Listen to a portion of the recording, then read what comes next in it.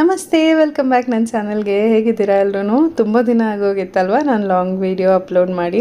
ಕಳೆದ ವಾರ ಸ್ವಲ್ಪ ಊರಿಗೆಲ್ಲ ಹೋಗಿದ್ದು, ಮತ್ತು ಅಲ್ಲಿ ಸ್ವಲ್ಪ ಬ್ಯುಸಿಯಾಗಿ ಹೋಗಿದ್ದೆ. ಮತ್ತು ಈ ವಾರ ತಪ್ಸೋದು ಬೇಡ ಅಂತ ಹೇಳಿ ಅಟ್ ಎನಿ ಕಾಸ್ಟ್ ಇವತ್ತು ವೀಡಿಯೋ ಮಾಡಿ ಎಡಿಟ್ ಮಾಡಿ ಅಪ್ಲೋಡ್ ಮಾಡಿಬಿಟ್ಟಿದ್ದೀನಿ. ನಾನೇ ತುಂಬ ಮಿಸ್ ಮಾಡ್ಕೊಳ್ತೀನಿ ನಿಮ್ಮ ಜೊತೆ ಕಮ್ಯುನಿಕೇಟ್ ಮಾಡೋಕ್ಕೆ. ಆ್ಯಕ್ಚುಲಿ ಏನು ಗೊತ್ತಾ, ಶಾರ್ಟ್ ವೀಡಿಯೋಸಲ್ಲಿ ಅಷ್ಟು ನಿಮ್ಮೆಲ್ಲರ ಇಂಟ್ರ್ಯಾಕ್ಷನ್ ಇರೋದಿಲ್ಲ. ಅದೇ ಲಾಂಗ್ ವೀಡಿಯೋ ಅಂತಂದರೆ ನನ್ನ ಮನಸ್ಸಿನ ಮಾತು ಕಂಪ್ಲೀಟಾಗಿ ಹಂಚ್ಕೊಳ್ಬೋದು. ಮತ್ತೊಂದು ಏನಂತಂದರೆ ನಿಮ್ಮೆಲ್ಲರ ಕಮೆಂಟ್ ಮೂಲಕ ಇಬ್ಬರದು ಇಂಟರಾಕ್ಷನ್ ಆಗತ್ತೇನೋ ಅನ್ನೋ ಒಂದು ಭಾವನೆ. ಹಾಗಾಗಿ ಲಾಂಗ್ ವೀಡಿಯೋ ಮಿಸ್ ಮಾಡೋಕ್ಕೆ ನನಗೆ ಪರ್ಸ್ನಲಿ ಇಷ್ಟ ಆಗೋದಿಲ್ಲ. ಮತ್ತಿಲ್ಲಿ ನಾನೀಗ ಮಧ್ಯಾಹ್ನದ ಅಡುಗೆಗೆ ರೆಡಿ ಮಾಡ್ಕೊಳ್ತಾ ಇದ್ದೀನಿ. ಸೊಪ್ಪು ಮತ್ತು ಬೇಳೆ ಎಲ್ಲ ಹಾಕಿ ಪಪ್ಪು ಮಾಡ್ತಾಯಿದ್ದೀನಿ. ಮತ್ತು ಜೊತೆಗೆ ನೆಂಚ್ಕೊಳ್ಳೋಕ್ಕೆ ಸಾಮಾನ್ಯ ತುಂಬ ದಿವಸದಿಂದ ಬೀಟ್ರೂಟ್ ಪಲ್ಯ ಮಾಡು ಅಂತ ಕೇಳ್ತಾನೆ ಇದ್ಲು. ಸರಿ, ಬೀಟ್ರೂಟ್ ಪಲ್ಯ ಮಾಡಿ ಸೊಪ್ಪಿನ ಹುಳಿ ಮಾಡೋಣ ಅಂತ ಹೇಳಿ ಎಲ್ಲ ರೆಡಿ ಮಾಡ್ತಾಯಿದ್ದೀನಿ.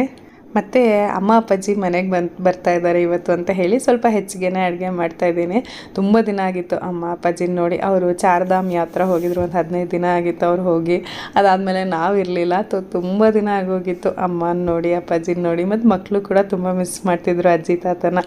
ಹಾಗಾಗಿ ಕಾಯ್ತಾಯಿದ್ರು ಯಾವಾಗ ಬರ್ತಾರೆ ಅಜ್ಜಿ ತಾತ ಅಂತ ಹೇಳಿ. ಮತ್ತು ಇವತ್ತಿನ ವೀಡಿಯೋನ ಕಡೆ ತನಕ ನೋಡಿ ಆಯಿತಾ. ಅಮ್ಮನ ಸ್ಪೆಷಲ್ ರೆಸಿಪಿ ಹಾಗಲಕಾಯಿ ಗೊಜ್ಜು ತುಂಬಾ ಚೆನ್ನಾಗಿರುತ್ತೆ. ತುಂಬ ದಿನಗಳ ಕಾಲ ಸ್ಟೋರ್ ಕೂಡ ಮಾಡ್ಕೊಳ್ಬೋದು ಅಂತ ಒಂದು ಅದ್ಭುತವಾದ ರೆಸಿಪಿ ಕೂಡ ಹಂಚ್ಕೊಳ್ತಾ ಇದ್ದೀನಿ. ಹಾಗಾಗಿ ವಿಡಿಯೋನ ತಪ್ಪದೆ ಕಡೆ ತನಕ ನೋಡಿ ಆಯಿತಾ. ಮತ್ತು ಇವತ್ತು ಒಂದು ಟಾಪಿಕ್ ಬಗ್ಗೆ ತುಂಬ ದಿವಸದಿಂದ ನನ್ನೊಬ್ಬರು ರೆಗ್ಯುಲರ್ ವ್ಯೂವರ್ ಪೂಜಾ ಅನ್ನೋರು ಕೇಳ್ತಾನೇ ಇದ್ದೀರಾ, ಋಣಾನುಬಂಧ ರೂಪೇಣ ಪಶು ಪತ್ನಿ ಸುತ್ತ ಆಲಯ, ಇದ್ರ ಬಗ್ಗೆ ನಿಮ್ಮ ಅಭಿಪ್ರಾಯ ಏನು, ಅಥವಾ ಇದ್ರ ಬಗ್ಗೆ ಮಾತಾಡ್ತೀರಾ ಅಂತ ಕೇಳ್ತಾ ಇದ್ರಿ. ಸ್ವಲ್ಪ ತಳ್ಳಿ ಹಾಕ್ತಾ ಇದ್ದೆ. ಯಾಕೋ ಗೊತ್ತಿಲ್ಲ, ಮಾತಾಡಬೇಕು ಮಾತಾಡಬಾರ್ದು, ಎಷ್ಟು ಸರಿ ಇರುತ್ತೆ ಇರಲ್ಲ ಗೊತ್ತಿಲ್ಲ. ಆದರೆ ನನಗೆ ಅನಿಸಿದ್ನ ಹಂಚ್ಕೊಳ್ಳೋದ್ರಲ್ಲಿ ತಪ್ಪಿಲ್ಲ ಅಂತ ಹೇಳಿ ಇವತ್ತು ಈ ವಿಡಿಯೋದಲ್ಲಿ ಈ ಟಾಪಿಕ್ ಬಗ್ಗೆ ಮಾತಾಡ್ತಾ ಇದ್ದೀನಿ. ಸಾಮಾನ್ಯವಾಗಿ ಜನರಲಾಗಿ ನಮ್ಮೆಲ್ಲರಿಗೂ ಒಂದು ಏನೋ ಋಣ ಅಂತ ಬಂತು ಅಂತಂದರೆ ಅದು ತಾಯಿ ಋಣ, ಭೂಮಿ ಋಣ ಎರಡು ಕೇಳಿರ್ತೀವಲ್ವ. ತಾಯಿ ಋಣ ತೀರ್ಸೋಕ್ಕಾಗಲ್ಲ ಅಂತ ಒಂದು ಕಾಮನ್ ಆಗಿ ಕೇಳಿರ್ತೀವಿ.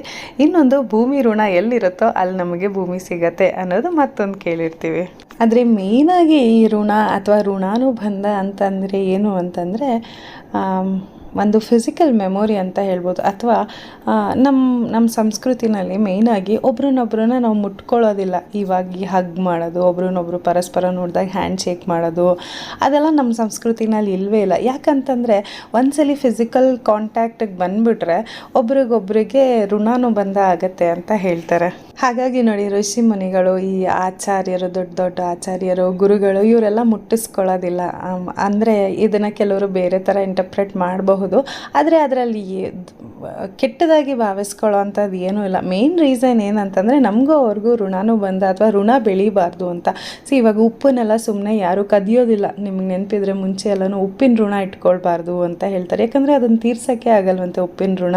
ಆ್ಯಕ್ಚುಲಿ ಏನು ಗೊತ್ತಾ, ಇದು ತುಂಬ ಡೀಪ್ ಆದ ಒಂದು ಟಾಪಿಕ್ ಆಯಿತಾ. ಹಾಗೆ ಮೇಲ್ಮೇಲೆ ತೇಲ್ಸಿ ಹೇಳೋಕ್ಕೂ ಸಹ ಆಗ್ತಾಯಿಲ್ಲ ನನಗೆ.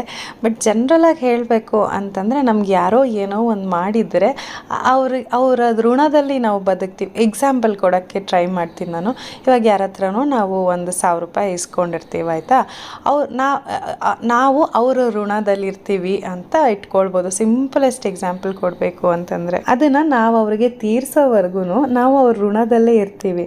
ನಾವು ತೀರಿಸಲಿಲ್ಲ ಅಂತಂದರೆ ಈ ಜನ್ಮದಲ್ಲಿ ಆ 1,000 ರೂಪಾಯಿ ಮುಂದಿನ ಜನ್ಮದಲ್ಲಿ ಬೇಬಿ 10,000 ರೂಪಾಯಿ ಆದರೂ ಆಗ್ಬೋದು. ಆಗಿನ ರೇಟಿಗೆ ತಕ್ಕಂಗೆ ಹೆಂಗೆ ರೇಟ್ಸು ಅಪ್ಗ್ರೇಡ್ ಆಗ್ತಾ ಹೋಗುತ್ತೋ ಋಣನೂ ಹಾಗೇ. ಈ ಜನ್ಮದಲ್ಲಿ ನೀವು 1,000 ರೂಪಾಯಿ ಅವರಿಗೆ ತೀರಿಸಿಲ್ಲ ಅಂದರೆ ಮುಂದಿನ ಜನ್ಮದಲ್ಲಾದರೂ ಆಗಬಹುದು. ಅದು 10,000 ರೂಪಾಯಿ ಆಗಿ ನೀವು ವಾಪಸ್ ಕೊಡಲೇಬೇಕು. ಅಲ್ಲಿವರೆಗೂ ಋಣ ಅನ್ನೋದು ಕ್ಯಾರಿ ಫಾರ್ವರ್ಡ್ ಆಗ್ತಾನೇ ಇರುತ್ತೆ. ಸೊ ಎಲ್ಲದೂ ಅಷ್ಟೇ, ನಮ್ಮ ಜೀವನದಲ್ಲಿ ಯಾರೇ ನಮ್ಮ ಜೀವನಕ್ಕೆ ಬಂದ್ರೇನು, ನಮ್ಮ ಮಕ್ಕಳಾಗಿರ್ಬೋದು, ಹೆಂಡತಿ ಆಗಿರ್ಬೋದು, ಮನೆ ಆಗಿರ್ಬೋದು, ಯಾವುದೇ ಒಂದು living or non living things, ಪ್ರಾಣಿಗಳು ನಮ್ಮ ಜೀವನದಲ್ಲಿ ಬಂದ್ರೇನು ಯಾವುದೋ ಒಂದು ಪ್ರೀವಿಯಸ್ ಜನ್ಮದ ಒಂದು ಋಣ ಉಳ್ಕೊಂಡಿರುತ್ತೆ. ಅದಕ್ಕೋಸ್ಕರನೇ ನಮ್ಮ ಜೀವನಕ್ಕೆ ಎಂಟ್ರಾಗಿರ್ತಾರೆ ಆ ಋಣ ತೀರ್ಸೋದಕ್ಕೆ ಅಂತ ಹೇಳಿ. ಹಾಗಾಗಿ ನಮ್ಮ ಜೀವನಕ್ಕೆ ಯಾರೇ ಬಂದರೂ ಸುಮ್ಮನೆ ಏನೋ ಬಂದಿದ್ದಾರೆ ಅಂತಲ್ಲ. ಪ್ರತಿಯೊಬ್ಬರು ನಮ್ಮ ಜೀವನದಲ್ಲಿ ಎಂಟರ್ ಆಗಿದ್ದಾರೆ ಅಂತಂದರೆ ಅದಕ್ಕೇನೋ ಒಂದು ಪರ್ಪಸ್ ಪರ್ಪಸ್ ಇರುತ್ತೆ. ಏನೋ ಒಂದು ಕಲಿಸ್ಬಿಟ್ಟು ಹೋಗಕ್ಕೆ ಬಂದಿರ್ತಾರೆ, ಅಥವಾ ಏನೋ ಒಂದನ್ನು ತೀರಿಸ್ಬಿಟ್ಟು ಹೋಗಕ್ಕೆ ಬಂದಿರ್ತಾರೆ, ಅಥವಾ ನಾವು ಅವ್ರಿಗೆ ಏನೋ ತೀರಿಸ್ಬೇಕಾಗಿರುತ್ತೆ, ಹಾಗಾಗಿನೇ ಬಂದಿರ್ತಾರೆ. ಹಾಗಾಗಿ ಯಾರನ್ನೂ ಒಂಥರ ನೆಗ್ಲೆಕ್ಟ್ ಭಾವದಿಂದ ನೋಡದೆ ಅದರಿಂದ ಏನು ಕಲ್ತ್ಕೊಳ್ಬೇಕು ಅಥವಾ ಅವ್ರಿಗೆ ನಾವು ಏನು ಮಾಡಬೇಕಾಗಿದೆ ಅದನ್ನು ಮಾಡಿಬಿಟ್ಟು ಹೋಗ್ಬಿಟ್ರೆ ಋಣ ಈ ಜನ್ಮದಲ್ಲೇ ತೀರಿಸ್ದಂಗೆ ಆಗುತ್ತೆ. ಇಲ್ಲ ಅಂತಂದರೆ ಅದು ಜನ್ಮ ಜನ್ಮಕ್ಕೂ ಕ್ಯಾರಿ ಫಾರ್ವರ್ಡ್ ಆಗ್ತಲೇ ಇರುತ್ತೆ. ಎಷ್ಟು ಜನ ಇದ್ರ ಬಗ್ಗೆ ನಂಬ್ತಿರೋ ಇಲ್ವೋ ಗೊತ್ತಿಲ್ಲ. ಯಾರು ನಂಬಿದ್ರು ಬಿಟ್ಟರು, ಫ್ಯಾಕ್ಟ್ಸ್ ರಿಮೇನ್ಸ್ ಫ್ಯಾಕ್ಟ್ ಅಷ್ಟೇ ಅಲ್ವಾ. ಸೊ ನಾವು ಗಾಳಿ ಇದೆ ಅಂತ ಅನ್ನೋದು ಎಷ್ಟು ಫ್ಯಾಕ್ಟ್ ಅಥವಾ ಎಷ್ಟು ನಿಜನೋ ಅಷ್ಟೇ ನಿಜ ಈ ಋಣಾನುಬಂಧ ಇದೆ ಇಲ್ಲ ಅನ್ನೋದು. ಗಾಳಿ ಕಾಣಿಸೋದಿಲ್ಲ, ಆದರೆ ಎಲ್ಲರಿಗೂ ಫೀಲ್ ಆಗುತ್ತಲ್ವ ಗಾಳಿ ಇದೆ, ಅದರಿಂದನೇ ನಾವು ಉಸಿರಾಡ್ತಿದ್ದೀವಿ ಅನ್ನೋದು. ಹಾಗೇ ಋಣಾನುಬಂಧ ಅನ್ನೋದು ಸತ್ಯ. ಯಾರು ನಂಬ್ತಿರೋ ಅವರಿಗೆ ಅನುಭವಕ್ಕೆ ಬರುತ್ತೆ, ನಂಬದಿರೋರಿಗೆ ಅನುಭವಕ್ಕೆ ಬರೋದಿಲ್ಲ. ಹಾಗಾಗಿ ಜನ್ಮ ಜನ್ಮಾಂತರ ಪುನರ್ಜನ್ಮ ಪ್ರತಿಯೊಂದು ಸತ್ಯ. ಪ್ರತಿಯೊಂದು ಹಿಂದಿನ ಜನ್ಮದ ಒಂದು ಋಣ ತೀರ್ಸೋದಕ್ಕೇ ಪ್ರತಿ ಜನ್ಮ ಎತ್ತಿ ಬರ್ತಾ ಇರ್ತೀವಿ ನಾವು. ಹಾಗಾಗಿ ನಮ್ಮ ಜೀವನದಲ್ಲಿ ಪಶು ಪತ್ನಿ ಸುತ್ತ ಆಲಯ ಅಂದರೆ ಪಶು ಪ್ರಾಣಿಗಳಾಗಿರಬಹುದು, ಪತ್ನಿ ಅಥವಾ ಪತಿ ಅಂದರೆ ಗಂಡ ಅಥವಾ ಹೆಂಡತಿ, ಮಕ್ಕಳು, ಮತ್ತು ನಮ್ಮ ಮನೆ, ಇದೆಲ್ಲದೂ ಅಥವಾ ನಮ್ಮ ಸರೌಂಡಿಂಗ್ಸ್, ಭೂಮಿ, ನಮ್ಗೆ ಏನೇನು ನಮ್ಮ ಜೀವನದಲ್ಲಿ ಬಂದಿದೆ ಅಥವಾ ನಮ್ಮ ಜೊತೆಗೆ ಯಾರ್ಯಾರಿದ್ದಾರೆ ಎಲ್ಲರ ಜೊತೆನೂ ಒಂದು ಋಣಾನುಬಂಧ ಇರುತ್ತೆ. ಎಷ್ಟೆಷ್ಟು ನಾವು ಕ್ಯಾರಿ ಮಾಡಿರ್ತೀವೋ ಅಷ್ಟಷ್ಟು ಋಣ ಇರುತ್ತೆ. ಈ ಜನ್ಮಕ್ಕೆ ಮುಂದಿನ ಜನ್ಮಕ್ಕೆ ಆದಷ್ಟು ಎಲ್ಲ ಋಣನೂ ಈ ಜನ್ಮದಲ್ಲೇ ತೀರಿಸಿ ಮುಂದಕ್ಕೆ ಹೋಗಬೇಕು ಅಂತ ಹೇಳ್ತಾರೆ. ಗೊತ್ತಿಲ್ಲ ಎಷ್ಟು ತೀರ್ಸೋಕ್ಕಾಗತ್ತೆ ಆಗಲ್ಲ ಅಂತ ಹೇಳಿ. ನಮ್ಮ ಜ್ಞಾನ ಬೆಳೀತಾ ಬೆಳೀತಾ ಇದ್ರ ಬಗ್ಗೆ ಎಲ್ಲ ಇನ್ನಷ್ಟು ನಾಲೆಡ್ಜ್ ಬರುತ್ತೆ, ಇನ್ನಷ್ಟು ಇದರಿಂದ ಹೇಗೆ ಹೊರಗೆ ಬರ್ಬೋದು ಅನ್ನೋದೆಲ್ಲನೂ ಗೊತ್ತಾಗುತ್ತೆ. ಬಟ್ ಐ ಥಿಂಕ್ ಇಷ್ಟು ಸಾಕು ಅಂತ ಅನ್ಸುತ್ತೆ. ಇದು ಸ್ವಲ್ಪ ತುಂಬ ಡೀಪ್ ಫಿಲಾಸಫಿಕಲ್ ಟಾಪಿಕ್ ಆಯಿತಾ. ತುಂಬ ಡೀಪಾಗಿ ಹೋದರೆ ತುಂಬ ಆಧ್ಯಾತ್ಮ, ವೈರಾಗ್ಯ ಇದೆಲ್ಲ ಬಂದ್ಬಿಡುತ್ತೆ. ಸೊ ತುಂಬ ಜನಕ್ಕೆ ಕನೆಕ್ಟ್ ಆಗೋದಿಲ್ಲ. ಜಸ್ಟ್ ಬೇಸಿಕಾಗಿ ತಿಳ್ಕೊಳ್ಬೇಕಂತಂದರೆ ಎಲ್ಲರ ಜೊತೆನೂ ಒಂದು ಋಣಾನುಬಂಧ ಇದ್ದೇ ಇರುತ್ತೆ. ಹಾಗಾಗಿ ಎಲ್ಲರೂ ನಮ್ಮ ಜೀವನಕ್ಕೆ ಬಂದಿರ್ತಾರೆ. ಇದಂತೂ ಅಪ್ಪಟ ಸತ್ಯ. ಇಷ್ಟೇ ಹೇಳಬೇಕಾಯ್ತು. ಗೊತ್ತಿಲ್ಲ ಎಷ್ಟು ಕರೆಕ್ಟಾಗಿ ಅಥವಾ ಎಷ್ಟು ನಿಮ್ಗೆ ಅರ್ಥ ಆಗೋ ಹಾಗೆ ಕನ್ವೆ ಮಾಡಿದ್ದೀನಿ ಅಂತ. ನನಗೆ ತಿಳಿದಷ್ಟನ್ನ ಎಷ್ಟು ಸಿಂಪಲಾಗಿ ಹೇಳಕ್ಕೆ ಸಾಧ್ಯನೋ ಅಷ್ಟು ಸಿಂಪಲಾಗಿ ಹೇಳೋಕ್ಕೆ ಪ್ರಯತ್ನ ಪಟ್ಟಿದ್ದೀನಿ. ತುಂಬಾ ಒಂದು ಡೀಪ್ ಆದಂಥ ಒಂದು ಟಾಪಿಕ್ ಇದು. ಹಾಗಾಗಿ ಅಷ್ಟು ಡೀಪಾಗೆಲ್ಲ ಈ ಟಾಪಿಕ್ ಬಗ್ಗೆ ಹೋಗೋಕ್ಕೆ ಆಗೋದಿಲ್ಲ. ಹಾಗಾಗಿ ಮೇಲ್ಮೇಲೆ ಜನರಲಾಗಿ ಅರ್ಥ ಆಗೋ ಹಾಗೆ ಹೇಳೋಕ್ಕೆ ಪ್ರಯತ್ನ ಪಟ್ಟಿದ್ದೀನಿ. ಮತ್ತು ಇಲ್ಲಿ ಊಟ ಎಲ್ಲ ಮುಗಿಸಿ ಕೂತಿದ್ವಿ ಸ್ವಲ್ಪ ಹೊತ್ತು, ಹಾಗೆ ಮಾತಾಡ್ತಾ ಅಮ್ಮ ಅಪ್ಪಾಜಿ ಜೊತೆ. ಮಕ್ಕಳಂತೂ ಫುಲ್ ಖುಷಿ, ಅಜ್ಜಿ ತಾತ ಬಂದಿದ್ದಾರೆ ಅಂತ. ಇವನಂತೂ ನಮ್ಮ ಅಪ್ಪಾಜಿನ ಬಿಡೋದೇ ಇಲ್ಲ, ಮಲ್ಗೋಕ್ಕೂ ಬಿಡೋಲ್ಲ, ಕೂರಕ್ಕೂ ಬಿಡೋಲ್ಲ, ಆಟ ಆಡಿಸ್ತಾನೇ ಇರಬೇಕು. ಅವ್ರು ಮಲ್ಕೊಳ್ತೀನಿ 2 ನಿಮಿಷ ಅಂತಂದ್ರೂ ನಾನು ಪಕ್ಕದಲ್ಲೇ ತಾಚಿ ಮಾಡ್ತೀನಿ ಅಂತ ಹೇಳಿ ದಿಮ್ ತೊಗೊಂಬಂದು ತಾಚಿ ಆಟ ಅಂತ ಏನೋ ಆಟ ಆಡ್ತಿದ್ದಾರೆ. ಸರಿ, ಮಕ್ಕಳು ಆಟ ಆಡ್ತಿರ್ಲಿ, ಅಷ್ಟರಲ್ಲಿ ಹಾಗಲಕಾಯಿ ಗೊಜ್ಜು ಮಾಡೋಣ ಅಂತ ಹೇಳಿ ಅಮ್ಮ ಇಲ್ಲಿ ರೆಡಿ ಮಾಡ್ತಾಯಿದ್ದಾರೆ. ಇದನ್ನು ಮಾಡೋದಕ್ಕೆ ಮೊದಲು ಹುಣಸೆ ಹಣ್ಣನ್ನು ನೆನೆಸ್ಕೊಳ್ತಿದ್ದಾರೆ. ಒಂದು ದೊಡ್ಡ ನಿಂಬೆ ಹಣ್ಣು ಗಾತ್ರದಷ್ಟು ನಿಂಬೆ ಹಣ್ಣು ತುಂಬ ಹೊತ್ತಿಗೆ ಮುಂಚೆ ನೆನೆಸ್ಕೊಂಡ್ರೆ ಮಾಮೂಲಿ ತಣ್ಣೀರಲ್ಲಿ ನೆನೆಸ್ಕೋಬೋದು. ಇಲ್ಲ ಇಮಿಡಿಯೇಟಾಗಿ ಆಗಬೇಕು, ಬೇಗ ಹುಣಸೆ ಹಣ್ಣು ಸಾಫ್ಟ್ ಆಗಬೇಕು ಅಂತಂದರೆ ಸ್ವಲ್ಪ ಬಿಸಿ ನೀರು ಹಾಕ್ಕೊಂಡ್ರೆ ಬೇಗ ಮೆತ್ತಗಾಗುತ್ತೆ ಮತ್ತು ರಸ ಚೆನ್ನಾಗಿ ಬಿಡುತ್ತೆ ಬಿಸಿನೀರಲ್ಲಿ ಹುಣಸೆ ಹಣ್ಣು ನೆನೆಸ್ಕೊಂಡ್ರೆ. ಹಾಗಾಗಿ ಬಿಸಿನೀರಲ್ಲಿ ಹುಣಸೆ ಹಣ್ಣು ನೆನೆಸಿ ತೆಗೆದಿಟ್ಕೊಳ್ತಾ ಇದ್ದಾರೆ. ಮತ್ತು ಈ ಹಾಗಲಕಾಯಿ ಗೊಜ್ಜು ಮಾಡೋದಕ್ಕೆ 1 kg ಅಷ್ಟು ಹಾಗಲಕಾಯಿ ತೊಗೊಂಡು ಸಣ್ಣಗೆ ಹೆಚ್ಕೊಳ್ಬೇಕು. ಇದನ್ನು ಎಷ್ಟು ಸಣ್ಣಗೆ ಹೆಚ್ಕೊಂಡಿರ್ತೀರೋ ಅಷ್ಟು ಈಸಿ. ಇದನ್ನು ಹುರ್ಕೊಳ್ಬೇಕು. ಇದನ್ನು ತುಂಬ ಕಹಿ ಹೋಗೋವರೆಗೂ ಎಣ್ಣೆ ಸ್ವಲ್ಪ ಜಾಸ್ತಿಯಾಗಿ ಹಾಕಿ ಹುರ್ಕೊಳ್ಬೇಕು. ಹಾಗಾಗಿ ನೋಡಿ ಈ ಥರ ಸಣ್ಣಕ್ಕೆ ಹೆಚ್ಚಿ ತೆಗೆದಿಟ್ಕೊಂಡಿದ್ದೀವಿ. ಹಾಗಲಕಾಯ್ದು ಏನೇ ರೆಸಿಪಿ ಮಾಡಿದ್ರು ಅದಕ್ಕೆ ಬೆಲ್ಲ ಹುಣಸೆ ಹಣ್ಣು ಇಲ್ಲದೆ ಅದು ಕಂಪ್ಲೀಟ್ ಆಗೋದೇ ಇಲ್ಲ. ಹಾಗಾಗಿ ಒಂದು ಸ್ವಲ್ಪ ಬೆಲ್ಲನೂ ತೊಗೊಳ್ತಿದ್ದಾರೆ. ಸೊ ಏನೇನು ಬೇಕು ಇಂಗ್ರೀಡಿಯೆಂಟ್ಸು ಅದೆಲ್ಲ ಮೊದಲು ರೆಡಿ ಮಾಡ್ಕೊಂಬಿಡ್ತಾ ಇದ್ದಾರೆ. ನಾನು ನಿಮ್ಗೆ ಹಾಗೆ ಹೇಳ್ಬಿಡ್ತೀನಿ. ಹಾಗಲಕಾಯಿ, ಬೆಲ್ಲ, ಹುಣಸೆ ಹಣ್ಣು, ಕಪ್ಪು ಎಳ್ಳು ಬರುತ್ತಲ್ಲ ಅದು, ಮತ್ತು ಮನೇಲಿ ಮಾಡಿದಂಥ ಸಾಂಬಾರು ಪುಡಿ, ಉಪ್ಪು, ಎಣ್ಣೆ, ಇಷ್ಟೇ ಪದಾರ್ಥಗಳು ಇದಕ್ಕೆ ಬೇಕಾಗಿರೋದು. ಈಗ ಇದನ್ನು ಮಾಡೋದಕ್ಕೆ ಒಂದು ದಪ್ಪ ತಳ ಇರೋ ಪಾತ್ರೆ ತೊಗೊಳ್ಬೇಕು. ಇಲ್ಲಾಂತಂದರೆ ಹಾಗಲಕಾಯಿ ತುಂಬ ಹೊತ್ತು ಹುರಿಬೇಕಲ್ಲ, ಸೀದೋಗುತ್ತೆ. ಹಾಗಾಗಿ ದಪ್ಪ ತಳ ಇರೋವಂಥ ಒಂದು ಬಾಣಲೆ ಇಟ್ಕೊಂಡು ಅದರಲ್ಲಿ ಮೊದಲು ಕಪ್ಪು ಎಳ್ಳು ಬರುತ್ತೆ ನೋಡಿ, ಅದನ್ನು ಹುರ್ಕೊಳ್ಬೇಕು. ನಾವಿಲ್ಲಿ 100 ಗ್ರಾಮ್ ಅಷ್ಟು ಎಳ್ಳು ತೊಗೊಂಡಿದ್ದೀವಿ, ಆದರೆ ಅಷ್ಟು ಹಾಕೋದು ಬೇಕಾಗಿಲ್ಲ. 1 kgಗೆ ಒಂದು 50ರಿಂದ 60 ಗ್ರಾಮ್ ಅಷ್ಟು ಎಳ್ಳು ಹಾಕ್ಕೊಂಡ್ರೆ ಸಾಕು. ಅಷ್ಟನ್ನು ಹುರಿದು ತಣ್ಣಗಾಗಕ್ಕೆ ಸೈಡಲ್ಲಿ ತೆಗೆದಿಟ್ಕೊಂಡ್ಬಿಡ್ಬೇಕು. ಇಲ್ಲಿ ನಮ್ಮ ಅಪ್ಪಾಜಿನೂ ಸಹಾಯ ಮಾಡ್ತಿದ್ದಾರೆ. ಯಾಕೆ ನೀವು ಒಬ್ಬಳೇ ಕಷ್ಟಪಡ್ತೀಯ ಗೊಜ್ಜು ಮಾಡೋಕ್ಕೆ ನಾನು ಸಹಾಯ ಮಾಡ್ತೀನಿ ಅಂತ ಹೇಳಿ ಬೆಲ್ಲ ಹೆರ್ಕೊಡ್ತಾ ಇದ್ದಾರೆ. ಅಮ್ಮ ಇಲ್ಲಿ ಎಲ್ಲ ಮಾಡೋಕ್ಕೆ ರೆಡಿ ಮಾಡ್ತಿದ್ದಾರೆ ನೋಡಿ. ಎಳ್ಳು ಚಟಪಟ ಅನ್ನೋವರೆಗೂ ಒಂದು ಸ್ವಲ್ಪ ಹುರ್ಕೊಂಡು ಆಮೇಲೆ ಸೈಡಲ್ಲಿ ಒಂದು ತಟ್ಟೆನಲ್ಲಿ ತೆಗೆದಿಟ್ಕೋಬೇಕು ತಣ್ಣಗಾಗೋದಕ್ಕೆ. ಈಗ ಅದೇ ಬಾಣಲೆಗೆ ಒಂದು ಸ್ವಲ್ಪ ಎಣ್ಣೆ ಜಾಸ್ತಿ ಹಾಕ್ಕೊಳ್ಬೇಕು. ಇದು ತುಂಬ ದಿನಗಳ ಕಾಲ ಇಟ್ಕೊಂಡು ಕೂಡ ತಿನ್ಬೋದು, ಹಾಗಾಗಿ ಎಣ್ಣೆ ಜಾಸ್ತಿ ಹಾಕ್ಕೋಬೇಕು. ಎಣ್ಣೆ ಕಾದ್ಮೇಲೆ ಒಂದು ಸ್ವಲ್ಪ ಸಾಸಿವೆ ಮತ್ತು ಹೆಚ್ಚಿಟ್ಕೊಂಡಿದ್ದಂಥ ಹಾಗಲಕಾಯಿ ಅಷ್ಟೂ ಹಾಕ್ಕೊಂಡು ಚೆನ್ನಾಗಿ ಬಾಡಿಸ್ಕೊಳ್ಬೇಕು. ಈ ಗೊಜ್ಜು ಮಾಡೋಕ್ಕೆ ಸಮಯ ಹಿಡಿಯುತ್ತೆ, ತುಂಬ ಟಕ್ ಟಕ್ ಅಂತ ಮಾಡೋದು ಅಂತ ಒಂದು ರೆಸಿಪಿ ಅಲ್ಲ. ಯಾಕಂತಂದರೆ ಹಾಗಲಕಾಯಿನ ಹಾಗೆ ಎಣ್ಣೆಯಲ್ಲಿ ತುಂಬ ಹೊತ್ತು ಹುರ್ಕೊಳ್ಬೇಕು. ಪೂರ್ತಿ ಬೆಂದು ಸಾಫ್ಟಾಗಿ ಸ್ವಲ್ಪ ಕಹಿ ಹೊಡೆಯುತ್ತೆ. ಎಣ್ಣೆಲಿ ಎಷ್ಟು ಹುರಿತೀವೋ ಅಷ್ಟು ಕಹಿ ಕಮ್ಮಿ ಆಗುತ್ತೆ. ಅಲ್ಲಿವರೆಗೂ ಚೆನ್ನಾಗಿ ಹುರ್ಕೊಳ್ಬೇಕು.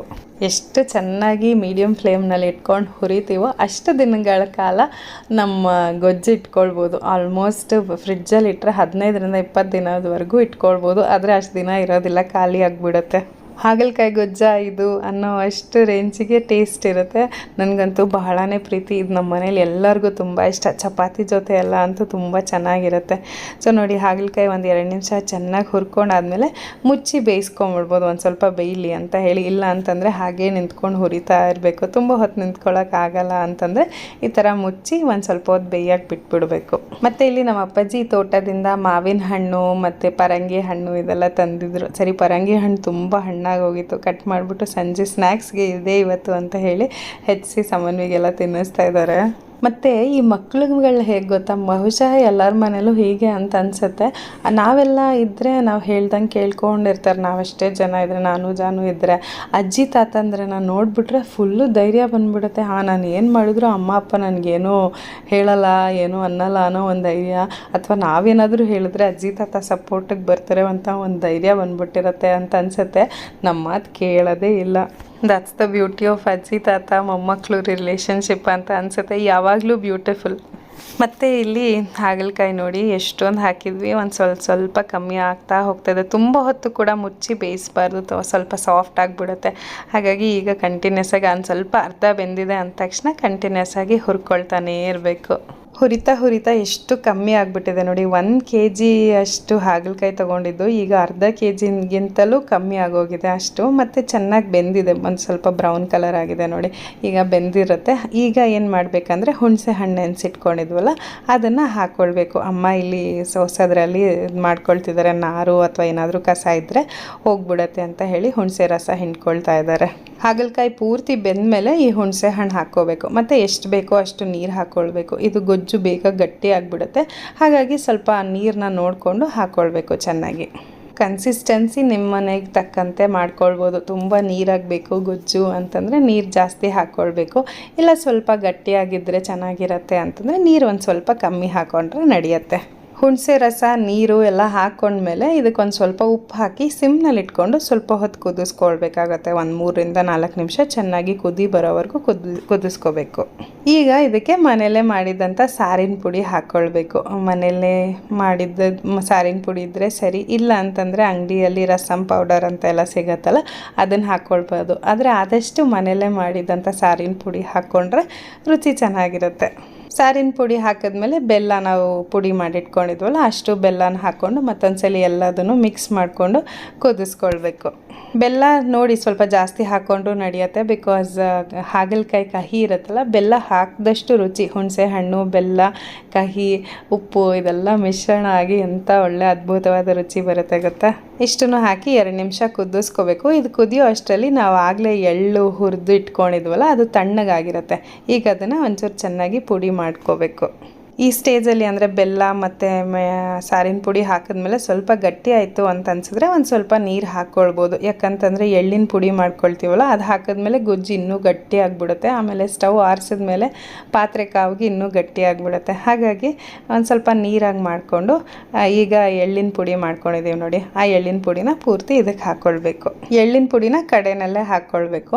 ಆಮೇಲೆ ಇಷ್ಟನ್ನು ಹಾಕಿದ್ಮೇಲೆ ಪೂರ್ತಿ ಒಂದ್ಸಲಿ ಚೆನ್ನಾಗಿ ಮಿಕ್ಸ್ ಮಾಡಿಬಿಟ್ಟು ಒಂದು 2 ಕುದಿ ಬರೋವರೆಗೂ ಕುದಿಸ್ಬಿಟ್ಟು ಸ್ಟವ್ ಆಫ್ ಮಾಡಿಬಿಟ್ರೆ ಏನದು ಹಾಗಲಕಾಯಿ ಗೊಜ್ಜು ರೆಡಿ ಆಗಿಬಿಡುತ್ತೆ. ಈ ಸ್ಟೇಜಲ್ಲಿ ತುಂಬ ಗಟ್ಟಿಯಾಗಿದೆ ಅಂತಂದರೆ ಇನ್ನೊಂದು ಸ್ವಲ್ಪ ಬಿಸಿನೀರು ಹಾಕ್ಕೊಳ್ಳಿ. ಯಾಕಂತಂದರೆ ಪಾತ್ರೆ ಕಾವಿಗೆ ಗೊಜ್ಜು ತಣ್ಣಗಾದ್ಮೇಲೆ ಪೂರ್ತಿ ಗಟ್ಟಿ ಆಗಿಬಿಡುತ್ತೆ. ಹಾಗಾಗಿ ತುಂಬ ಗಟ್ಟಿಯಾಗಿ ಗೊಜ್ಜು ಬೇಡ ಅಂದರೆ ಒಂದು ಸ್ವಲ್ಪ ನೀರು ಹಾಕ್ಕೊಂಡು ಅಡ್ಜಸ್ಟ್ ಮಾಡಿಕೊಂಡು ಸ್ಟವ್ ಆರಿಸಿ ಬಿಟ್ಬಿಡಬೇಕು. ಇದಂತೂ ಬಿಸಿ ಬಿಸಿ ಅನ್ನದ ಜೊತೆ ಚಪಾತಿ ಜೊತೆ ಎಲ್ಲ ತುಂಬ ಚೆನ್ನಾಗಿರುತ್ತೆ. ಒಂದ್ಸಲಿ ನೀವು ಕೂಡ ಟ್ರೈ ಮಾಡಿ ನೋಡಿ, ಇಷ್ಟ ಆಗ್ಬೋದು ಖಂಡಿತ. ಮತ್ತಿಲ್ಲಿ ನಾನು ಅಮ್ಮ ಇಬ್ರಿಗೂ ಒಂದೇ ಥರ ಒಂದು ಬ್ಯಾಗ್ ಆರ್ಡರ್ ಮಾಡಿದ್ದೆ. ನನಗಂತೂ ಈಗ ಬ್ಯಾಗ್ಗಳು ಬೇಕಾಗತ್ತೆ. ಎಷ್ಟೇ ಬ್ಯಾಗ್ ಇದ್ರೂ ಮಕ್ಕಳದೆಲ್ಲ ತುಂಬ್ಕೊಂಡು ಹೋಗೋ ಅಷ್ಟರಲ್ಲಿ ಒಂದು 2-3 ತಿಂಗಳು ಕೂಡ ಬರೋದಿಲ್ಲ ಬ್ಯಾಗು. ಹಾಗಾಗಿ ನಾನು ಅಮ್ಮ ಒಂದೇ ಥರ ಬ್ಯಾಗು ಆದರೆ ಡಿಫ್ರೆಂಟ್ ಕಲರ್ಸಲ್ಲಿ ಆರ್ಡ್ರ್ ಮಾಡಿದ್ವಿ. ತುಂಬ ಚೆನ್ನಾಗಿದೆ, ಸಾಫ್ಟಾಗಿ ವೆಲ್ವೆಟ್ ಮೆಟೀರಿಯಲು. ಒಳಗಡೆ ತುಂಬ ಆ್ಯಕ್ಚುಲಿ ಒಂದಿನ ಬಟ್ಟೆ ಇಟ್ಕೊಂಡು ಹೋಗ್ಬೋದು. ನನಗೇನೋ ಬೇಕಾಗುತ್ತೆ, ಮಕ್ಕಳು ಬಟ್ಟೆ, ನೀರು ಬಾಟ್ಲು ಎಲ್ಲ ಇಟ್ಕೊಂಡು ಹೋಗಬೇಕಲ್ಲ ಅಂತ ಹೇಳಿ ನಾನು ತರಿಸ್ಕೊಂಡಿದ್ದೆ. ಅಮ್ಮ ನನಗೂ ತರಿಸು ಚೆನ್ನಾಗಿದೆ ಅಂತ ಹೇಳಿ ಇಬ್ಬರು ತರಿಸ್ಕೊಂಡಿದ್ವಿ. ನೋಡಿ, ಅಮ್ಮಂದು ಒಂಥರ ಬೇಜ್ ಕಲರು, ನಂದು ಆಲಿವ್ ಗ್ರೀನು, ಇಬ್ಬರು ತರಿಸ್ಕೊಂಡಿದ್ವಿ. ಒಳ್ಳೆ ಕ್ವಾಲಿಟಿ ಮೆಟೀರಿಯಲ್, ಒಳಗಡೆ ಕೂಡ ಚೆನ್ನಾಗಿದೆ, ಸ್ಪೇಷಿಯಸ್ ಆಗಿದೆ ಒಳಗಡೆ. ಮತ್ತು ಆಚೆ 2 ಪಾಕೆಟ್ ಕೊಟ್ಟಿದ್ದಾರೆ, ಫೋನ್ ಇಟ್ಕೊಳ್ಬೋದು, ಇಲ್ಲ ಏನಾದರೂ ನಮಗೇನು ಅವಶ್ಯಕತೆ ಇದೆಯೋ ಆ ಥರ. ನಮ್ಮಮ್ಮ ಅಂತೂ ಕನ್ನಡಕ ಡಬ್ಬಿ ಇಟ್ಕೊಳ್ಬೋದು ಅಂತೆಲ್ಲ ಹೇಳ್ತಾಯಿದ್ರು.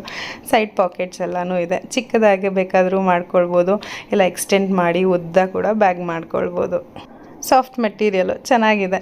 ಮಕ್ಕಳು ನನಗಂತೂ ಬಹಳ ಯೂಸ್ ಆಗುತ್ತೆ. ಅಮ್ಮನೂ ಅಲ್ಲಿ ಇಲ್ಲಿ ಹೊರಗೆ ಹೋಗ್ತಾ ಇರ್ತಾರೆ, ಖಂಡಿತ ಯೂಸ್ ಆಗುತ್ತೆ ಅಂತ ಹೇಳಿ ಇಬ್ಬರು ತರಿಸ್ಕೊಂಡಿದ್ವಿ. ಯಾವುದಾದ್ರೂ ಪಾರ್ಸಲ್ ಮನೆಗೆ ಬಂತು ಅಂತಂದರೆ ಇಮ್ಮಿಡಿಯೇಟಾಗಿ ಓಪನ್ ಮಾಡಿಬಿಡ್ಬೇಕು, ಹೇಗಿದೆ ನೋಡೋದಕ್ಕೆ ಅಂತ ಹೇಳಿ.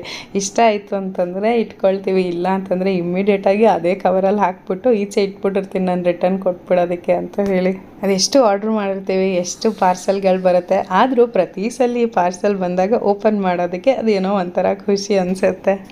ಮತ್ತು ಇಲ್ಲಿ ಗೊಜ್ಜು ಪೂರ್ತಿ ತಣ್ಣಗಾಗಿದೆ. ತಣ್ಣಗಾದ್ಮೇಲೆ ಈಗ ಇದನ್ನು ಒಂದು ಬಾಟ್ಲಿಗೆ ಹಾಕಿ ತೆಗೆದಿಟ್ಕೊಳ್ತಾ ಇದ್ದೀನಿ. ಒಂದು 20 ದಿನಗಳ ಕಾಲ ಆರಾಮಾಗಿ ಫ್ರಿಜ್ನಲ್ಲಿ ಇಟ್ಕೊಳ್ಬೋದು. ಸ್ವಲ್ಪ ಎಣ್ಣೆ ಜಾಸ್ತಿ ಹಾಕಿರ್ತೀವಲ್ಲ, ಬೇಗ ಕೆಡೋದಿಲ್ಲ. 20 ದಿನ ಇನ್ನೂ ಜಾಸ್ತಿ ಇಡ್ಬೋದು, ಆದರೆ ರೆಕಮೆಂಡೆಡ್ 20 ದಿನ ಅಷ್ಟೇ. ಇದು ಉಪ್ಪಿನಕಾಯಿ, ಈ ಹುಣಸೆ ಗೊಜ್ಜು ಇದೆಲ್ಲ ಇದ್ಬಿಟ್ರೆ ಒಂದು ಸ್ವಲ್ಪ ತಲೆನೋವಿಲ್ಲ. ಅದರಲ್ಲೂ ಟ್ರಾವೆಲ್ ಮಾಡ್ತಿದ್ದಾಗ ಈ ಥರದ್ದೆಲ್ಲ ತೊಗೊಂಡು ಹೋಗ್ಬಿಟ್ರೆ ಇನ್ನೂ ಸುಲಭ. ಚಪಾತಿ ಮಾಡ್ಕೊಂಡು ಈ ಟ್ರೈನಲ್ಲೆಲ್ಲರೂ ಹೋಗಿ, ಮುಂಚೆ ಎಲ್ಲ ಇದನ್ನೇ ನಾವು ಮಾಡ್ತಾಯಿದ್ದಿದ್ದು. ಎಲ್ಲ ಟ್ರಾವೆಲ್ ಮಾಡಬೇಕಂದ್ರೆ ಜಾಸ್ತಿ ಚಪಾತಿ ಈ ಥರ ಏನಾದರೂ ಗೊಜ್ಜುಗಳು ಮಾಡಿಬಿಟ್ಟು ತೊಗೊಂಡು ಹೋಗ್ತಾಯಿದ್ವಿ.